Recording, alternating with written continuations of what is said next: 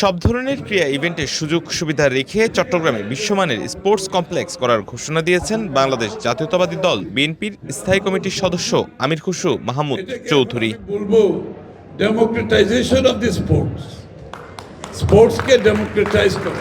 চট্টগ্রামে শহীদ ফজলুর রহমান অডিটোরিয়ামে future of sports in Chittagong শিরোনামে আয়োজিত এক অনুষ্ঠানে এ ঘোষণা দেন প্রবীণ এই রাজনীতিবিদ।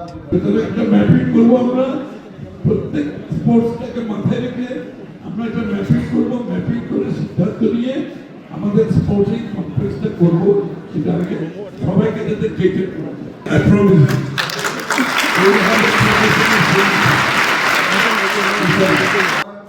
বাংলাদেশ জাতীয় দলের সাবেক অধিনায়ক তামিম ইকবাল খানের সঞ্চালনায় প্রধান অতিথির বক্তব্যে আমির খুসরু মাহমুদ চৌধুরী সহ অন্যান্য অতিথিরা অবহেলিত চট্টগ্রামের ক্রীড়াঙ্গনের পরিকল্পিত উন্নয়নের উপর তাগিদ দেন। অনুষ্ঠানে উপস্থিত অংশীজনদের সাথে মত বিনিময়ে অংশ নেন আমন্ত্রিত অতিথিরা।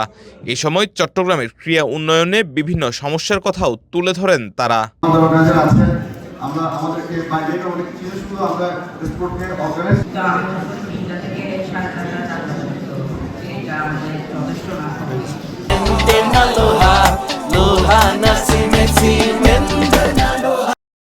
চট্টগ্রামের স্পোর্টসকে এগিয়ে নিতে বিভিন্ন পরিকল্পনা এবং এর জন্য প্রয়োজনীয় পদক্ষেপের কথা তুলে ধরেন বাংলাদেশ জাতীয় দলের সাবেক অধিনায়ক ও একসময়কার দেশসেরা ওপেনার তামিম ইকবাল খান। ঠিক এই কারণে আজকে আমরা সবাই এখানে বসা, সবাইকে নিয়ে যে আমার ঢাকা যায় বলতে না হইতে পারে যে ও চিটাগং থেকে আসছে, ওটা খেয়াল রাখে। সে নিজ যোগ্যতায় যেখানে যাওয়ার দরকার সে যাবে, ওটা ওই যোগ্যতাটা পাওয়ার জন্য যা দরকার ওটা আমরা রেডি করি। আমি আশা করি যে আমার চিটাগংয়ের কাছে বা আমার চিটাগংয়ের প্লেয়ারকে আমার পরিচিত করানো লাগবে না যে চিটাগং থেকে আসছে, ওর খেয়াল রাখেন। সে নিজের যোগ্যতায় তার পরিচিতি নিজে করবে। This is what I want from my Chittagong own people.